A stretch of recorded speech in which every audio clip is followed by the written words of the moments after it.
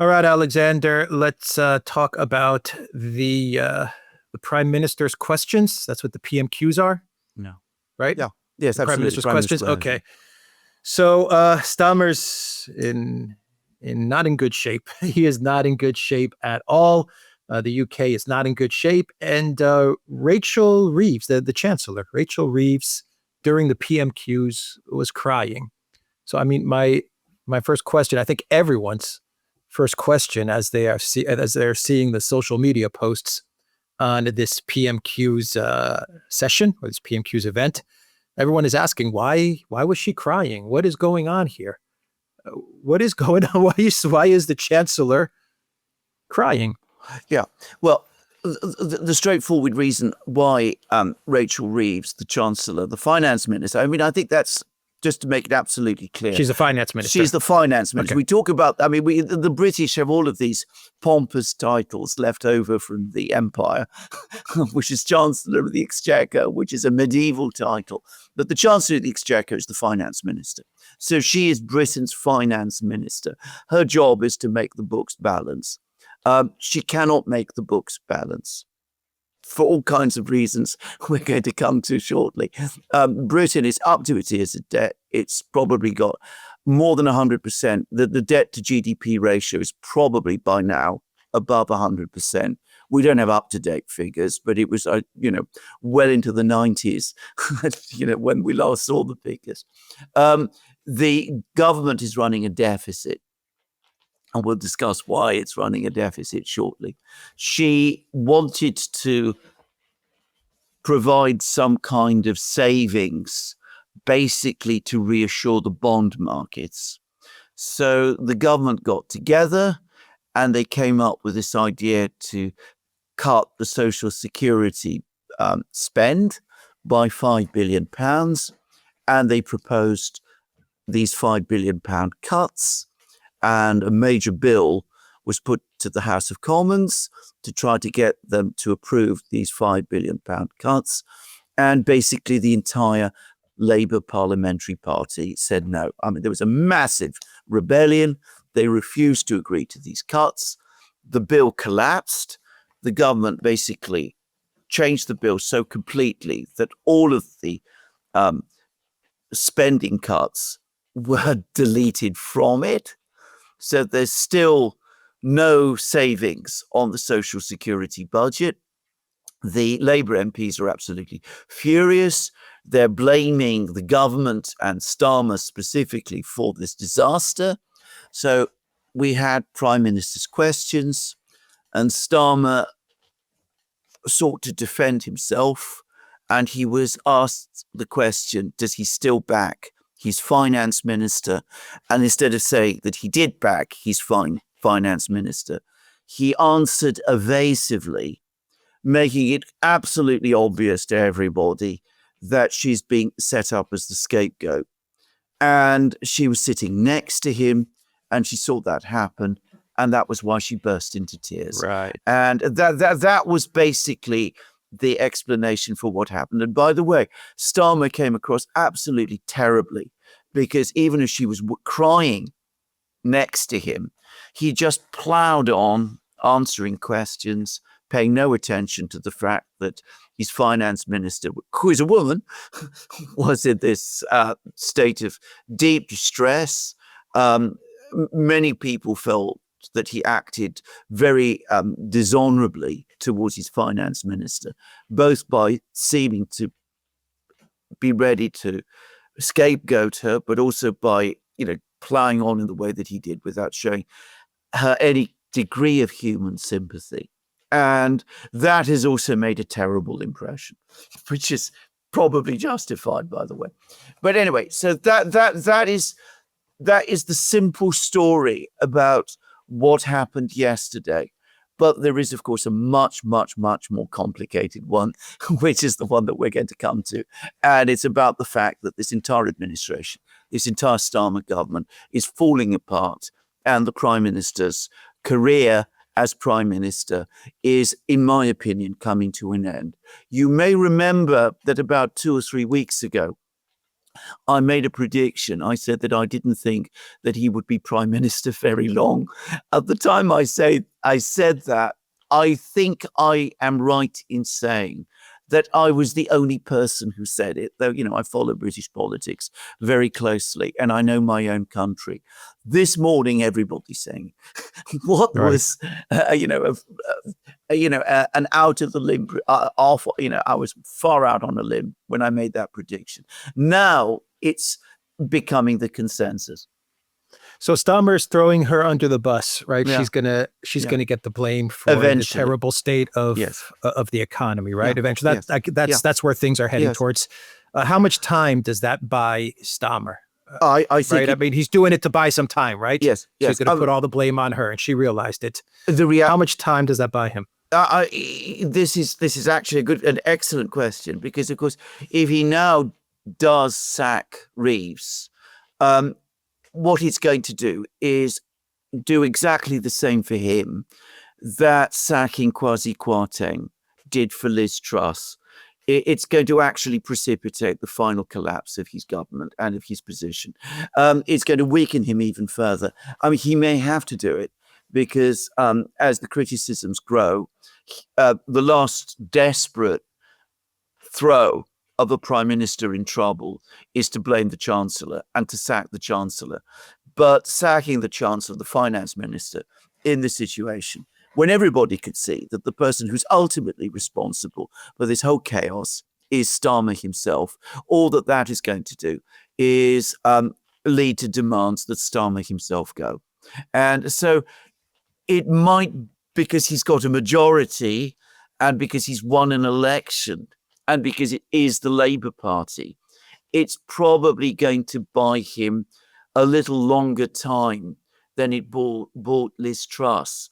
But Starmer is far more widely disliked than Liz Truss ever was. I mean, Liz Truss, many people think she was a terrible prime minister. I think she was a terrible prime minister. But she still had her supporters and she still had people who liked her and sympathized with her within the Conservative Party. I don't think Starmer has anybody like that, actually. I don't think anybody likes him anymore. So it may buy him a few weeks, but not much more than that. He's run through his credit incredibly fast. Right. This is about spending cuts, right? Yeah. The UK economy is in a world of Yeah. a mess. I mean, it's just a Yeah. complete mess, right? Yes. And so they have to make some cuts.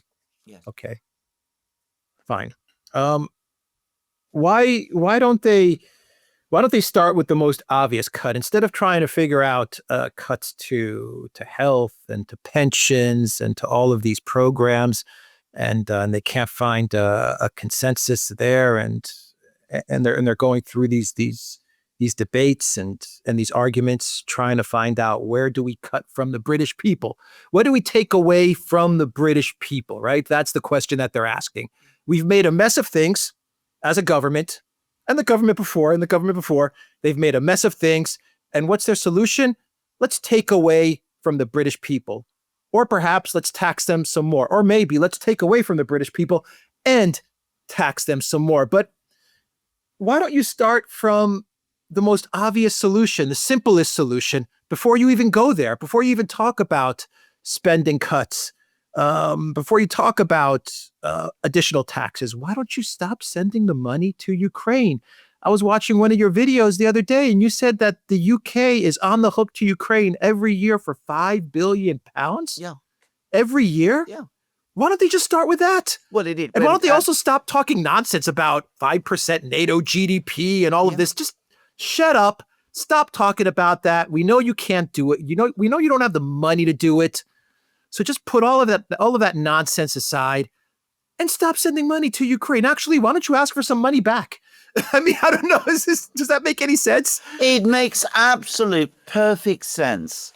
And one of the most frightening and upsetting things about British politics today is that nobody is asking those questions. You would have thought that they were obvious questions. that people ought to be asking. You would expect that at Prime Minister's questions, for example, the Prime Minister would be asked directly, why are you looking for £5 billion spending cuts when you're giving £5 billion gratis to Zelensky? I mean, you would have thought that this is an obvious question, but nobody ever asks it. And it's like a kind of, code of silence has descended upon the nation, or at least the political class, not the nation. I should make it very clear that most people do not share this code of silence here. But the political class are absolutely silent about this. And the reason is perfectly obvious, because even as Britain's economy is in a terrible state, it's overtaxed, it's massively over-indebted. I don't myself think that the problems in the British economy ultimately derive from the welfare spend. I think the welfare spend is a product of the underlying problems of the British economy. This is a big discussion, which I don't mean to push, but there's no doubt that welfare spending is increasing because the rest of the economy, in my opinion, is declining. So, I mean, there's terrible things, massive problems in the British economy. Why don't you do the obvious thing, which is stop this funding of Ukraine and give up on this absolutely unachievable, fantastic plan to increase defense spending to 5% of GDP?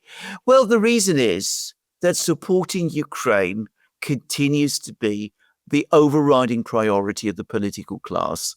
It's the only thing they can all agree on. It's the only thing they have which distinguishes them from their opponents and which they can use to brand their opponents as, appeasers or, weak-kneed people who are not really standing up for the national interest. It's the only thing they have. And so they're clinging to it. And amongst those who clings to it most desperately and urgently is Keir Starmer himself. Now, you see this time and again.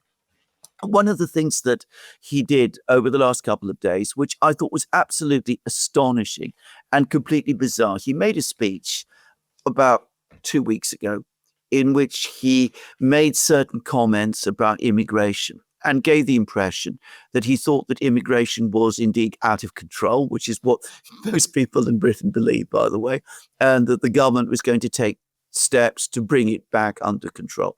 He used some language in that speech which some people on the left of his party didn't like. Typically of Starmer, he then walked it all back, presumably in order to try to win back some support within his party, which he knows he's losing. And he said that, he made all these mistakes and all these slip-ups because he was attending all sorts of really important NATO and other meetings. And as a result, he wasn't really focused on some of the words that he was saying. Well, that is ridiculous. And of course, what it does again is it reinforces what is now the universal impression that this prime minister is not interested in the actual situation in Britain, the actual problems of the British people, their concerns about immigration, first and foremost, perhaps. What he's really worried about most is foreign policy, and that he's most interested in sustaining the war in Ukraine and keeping Zelensky, not just in his job, but in his very, very profitable and cushy job. So, I mean, it was a terrible thing to say. And again, it shows how completely out of touch Starmer is, that he said it and thought that it would win him support. But again, he doesn't get criticized anywhere near enough for it, because on Ukraine, they all basically agree with him. Yeah, I mean, the fact that you're putting it like that, Starmer, the Prime Minister of the UK's number one concern is to keep Zelensky happy. Yeah. I mean, it's madness, man. It is. I mean, I could understand it if the UK was was in a surplus, and it was this immensely rich country, and everyone had healthcare and free gasoline, and everyone was given a home. Okay, then I can understand. All right, so you want to play around with foreign policy? Go ahead, Starmer. God knows where everyone is so rich and happy here anyway. But that's not the case. It's the exact opposite. So, I mean, just the fact that you put it like that is incredible. But the fact that's even more incredible, I mean, this is my final question: is how come no one at this prime minister's question session? Is that what it's called? The session? Yes. How come no one put this to Starmer? It seems so obvious. How come the media is not putting this to Starmer? The media never touches on this. They never ever talk about this. They never talk about the costs of Ukraine to Britain. They mention sometimes that we have the highest energy costs in Europe, for example, but they don't explain why.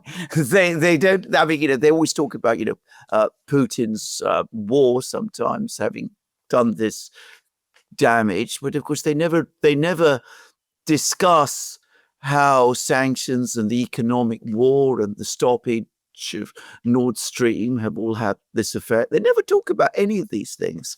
There is, as I said, an extraordinary code of silence. Actually, let's not call it a code of silence, a complete abdication of responsibility, a betrayal of the British. It's a con. It's a con. Yeah. It's not even a code of silence. They're trying to pull a fast one on. They are pulling a fast one on the British people. It's absolutely awful, and it's absolutely shameful. And can I just say something about all those Labour MPs who rebelled? Now, there is again a narrative which is very popular with some people, especially on the more conservative leaning part of the media, that these are, socialist left wingers who aren't in touch with the real world and don't understand the parlor situation of the British economy. We're talking about the Parliamentary Labour Party, which first Blair and then Starmer has basically filled up with apparatchiks. I mean, the idea that there's any kind of principle or amongst any of these people has no connection to reality at all. What happened, and this is key to understanding where we are, is that in the last general election, as we discussed at the time of that election, the Conservative Party collapsed. It got about 14% of the British electorate to vote for it. And that meant that though the Labour Party only got the votes of 20% of the electorate, they ended up as the government with a massive majority. Now, what that means, however, is that the government has never been popular from the first moment that he took office, because the British people looked at Keir Starmer and looked at the Labour Party that he led, and they didn't like them. So you have this vast number of Labour MPs in the House of Commons who are there on wafer-thin majorities. They know perfectly well that their voters don't like them, and they are incredibly frightened of doing anything that was going to make their voters, the voters in their constituencies, like them even less. And that is the only reason why they rebelled in the way that they did. Because, as you absolutely rightly say, this is taking away things from the British people, and voters in Labour constituencies would be expected not to like that. And the government isn't popular enough and strong enough to actually succeed in pushing through this kind of measure. Tony Blair, in his heyday, could have done it because he was popular and he had a huge majority, and he won that majority with 40% of the vote, 40+% of the vote in an election. And there was this, large amount of support behind him. Starmer has never had that. And that's why, as I said, his government is already crippled and is falling apart. The other big thing to say about this is not only are we conning the British people in exactly the same way that you said, Starmer is almost certain to leave, in my opinion, fairly soon. But the person who takes over from him is not going to change anything. And the Conservative opposition is no different. They're each as discredited as the other. And this debate in the House of Commons that you were talking about, the Prime Minister's questions, was Nigel Farage's opportunity to shine and to ask some of those questions that you spoke about. And he didn't take He it. did it. So, I mean, we are in this awful situation where, we're the ship that's drifting towards the rocks. The captain himself is a fool and has no real control over the crew, but there isn't anybody else who's able to take over the steering wheel. I mean, I cannot imagine, I cannot think of a time in British politics, certainly in my lifetime, when things have been anywhere close to being as bad as this. Yeah, I was going to ask you that very question. What about Reform and Farage? But the more I see Farage in a position of power and perhaps possibly being the next prime minister, the more I realize that he's not that much different than Labour or the Conservatives. Something's changed. Yeah. I don't know. You know better than I do, but it feels like something has changed with Farage. He was a very different man when he was in the European Union and going after Brussels than he is now as part of the political establishment in the UK. What are your thoughts on that? And just one final thought, so you can finish off the video. Starmer, his government falling apart is going to be a massive Aletsky curse, isn't it? Oh, well, of course it is. That's exactly what it is. I mean, it's going to be the biggest Aletsky curse that we've seen up to now. But as for Farage, I absolutely agree with you. I mean, I remember him in the European Parliament. He was funny, he was witty, he was incisive, he landed punches all the time. Rebellious. He was brilliant, actually. He's been elected to the House of Commons, and there's something about the House of Commons that seems to have changed him. And I suspect the problem is that the closer he gets to Downing Street and to power, and remember, he's never been somebody who's ever shown a huge amount of interest in becoming prime minister. But the closer he gets to that point, one senses that the more nervous he's becoming and he's losing his edge. And this is exactly, it's a tragedy because it is not what the country needs. It needs an opposition. It needs the Farage of 5 years ago to come back and to rediscover his energy and his drive and his brilliance, and to start saying things as they are in the House of Commons. He published an article about a year ago in the Daily Telegraph saying, let's stop talking about the Ukraine war as an unprovoked war. And then he got all the usual criticism from all of the usual people. And instead of holding his ground forcefully, eventually he walked it back. He folded. And, that was a tragic mistake, and one that shows a deep misunderstanding of the currents of British politics. And again, I can't imagine that Farage of 5-10 years ago would have made that mistake. And, I suspect, as I said, it's just, he's just so close to Downing Street now that it's affecting the things he says and the way he behaves, and his own ability perhaps to keep reform together is also a problem. Anyway, I don't know. But the reality is we have no one in the House of Commons who's making those points, landing those punches.